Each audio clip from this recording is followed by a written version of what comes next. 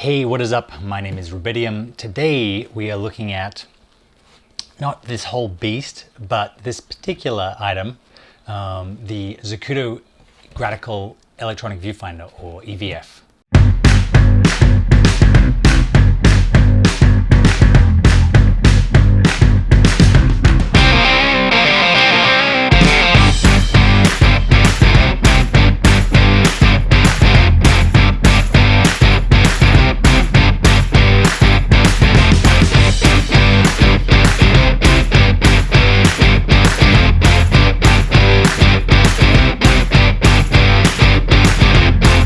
So as you saw from the intro, this took me a while to put together.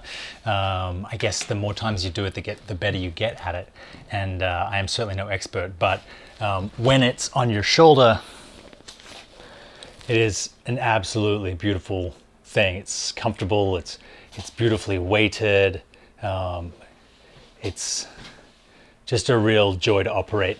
And it's something that you can do for pretty long period of time. You can, it's really balanced. So I have my shape handheld rig, base plate that fits into the tripod, but with the Zacuto Gradical on it. And it is always a good idea to keep things consistent because camera accessory manufacturers tend to build their accessories to fit together, and you match one small part and create like a Franken-rig. And you can get into a bad place where one final piece of the puzzle just won't fit in and you're kind of stuck with it. In this case, Shape does not make an EVF, Zacuto does, and that's what we have on here. It connects kind of well. I had to use a little bit of a third-party solution here. You can see on the top to kind of rig this rail that it's based on, but the colors all go together, which is nice. And I didn't have short 15mm rails for the back, so the battery is a fair ways out, but it actually serves to balance it. And were I to put on a heavier lens, I can just adjust my handle forward and grab it and operate it like this. But the question is, why go to all this trouble? What does an EVF do? So this guy here is sort of like a tiny monitor in a box that fits on your eye and lets you see what you're filming without any of the sun coming in, any of the distractions. It sort of isolates you as the camera operator and lets you look exactly at what you're shooting. Zacuto make 3 models of the EVF. Basically an entry-level model, this guy, which is sort of mid-range, and then an upper level. But you can buy the different abilities for this.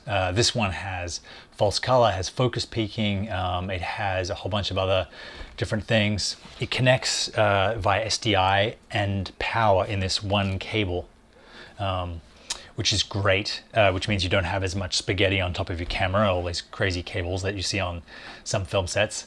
I have the swing away matte box on the front of this one. I have the follow focus. I have the top handle. Very cool rig. A couple of years ago, I shot a reality TV show called Man Card that I'll do a behind the scenes for, or do a lessons learned from episode in the future. I would have killed to have this. I shot that on a 5D Mark III, actually this camera, with just a monitor, and in the sun, you're squinting. It's really tough to sort of see what's going on. So sunny days and viewability is the big advantage of an EVF. Now Canon actually make one of these for the C200 or for the C line, but it is $6,000, so it cost more than my camera. So it's kind of out of the reach of most filmmakers out there, including myself. The second advantage of having an EVF like the Gradical is operator focus. So it means that you're no longer distracted by everything else happening on the set, by something else that might be out of frame but in your eye line if you're using a monitor. When you close that one eye, the Gradical switches on automatically and your whole world is what you're seeing through the eyepiece. It's actually the way I prefer to operate. It is really, really immersive. It's really focused, and it just makes for a better, better skills, if you like. The next advantage of an EVF is I find it's better with the actor. When you're shooting dialogue or you're shooting interactions with an actor, it's sort of distracting to have them looking at camera and you sort of looking slightly away at the monitor, or they know that your eye line and their eye line isn't connecting. But with the EVF, you have one eye closed, so it's sort of a nicer way to sort of interact with the actors in the scene. I feel like it gives them more to play to. It gives because you're more focused. It sort of lets them, suspend their disbelief easier. Yep, actors are professionals. They're used to having, they're used to looking at someone who's looking somewhere else. But the EVF just gives that little bit more connection between the operator and the performer. The EVF is more compact than a screen. Your eye is like right on the eyepiece, so you can cram back closer into a corner of a room if you're shooting on location, or you can kind of, like if you're in a car and you're shooting, which you need to do safely, we'll do an upcoming episode on that. It's you take a much smaller space if you have the camera right on your face with an EVF than you do if you have to create that 6 to 10 inches space between yourself and the monitor in order to see what you're shooting. I'm doing this a lot.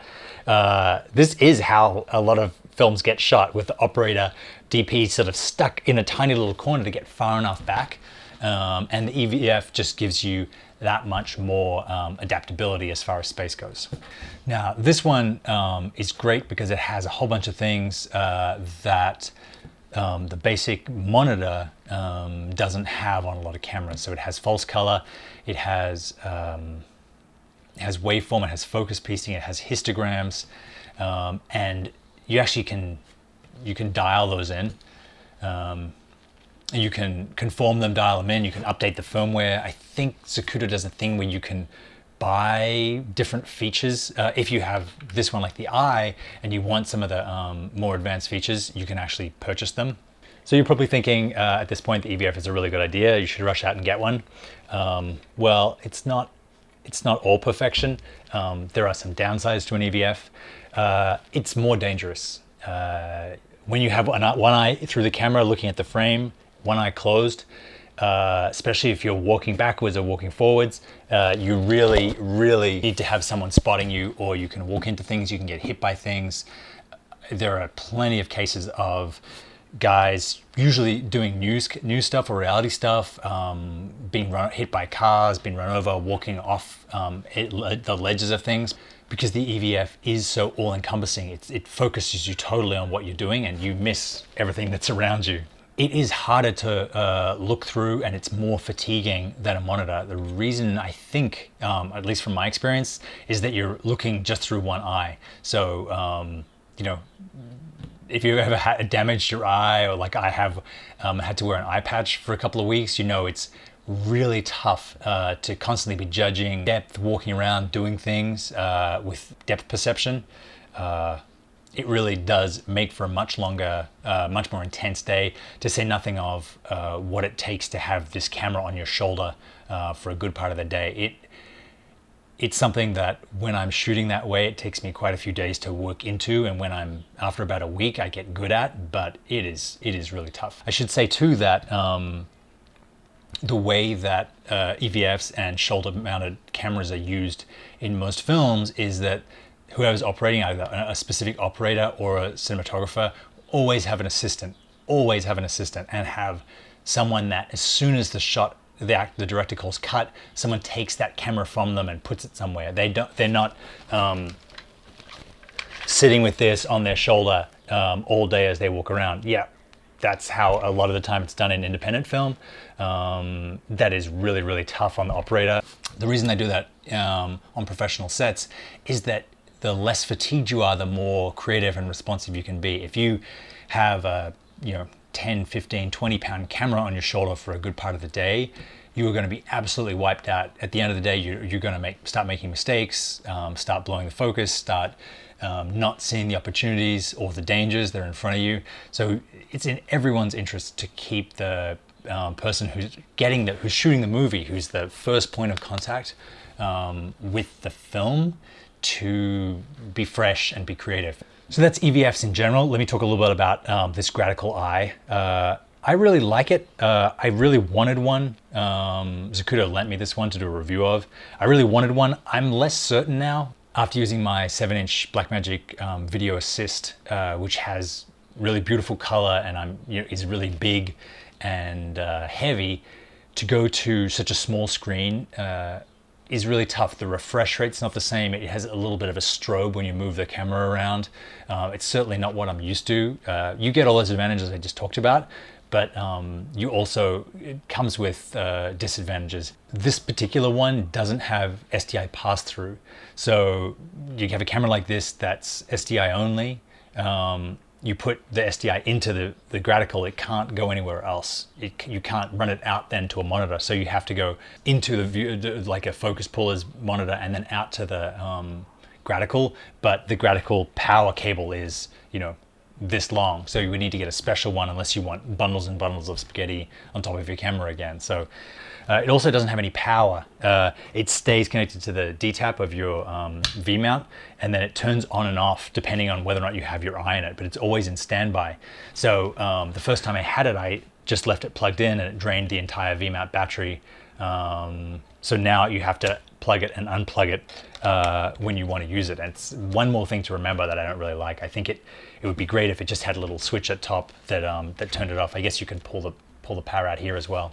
A couple of tips if you're using EVF is put it on your shoulder, position it, and then go look in a mirror and draw a straight line through the middle of your body from the top of the head. You don't want to be leaning forward or moving your eye over to get to the graticle. You want it exactly in the middle so that the weight is there. And also you want the camera balanced pretty centrally on your shoulder, so the weight's going down and you're not having to exert pressure on your hands to keep constantly pulling it back up, because over time it really fatigues you, and it just adds that, it'll add hours to the amount of time you can operate if you're in a really comfortable position. So that's my take on the Zacuto Graticle Eye paired with the Canon C200B. Hopefully that was helpful to someone out there. Thanks very much for watching, guys. I will see you next time.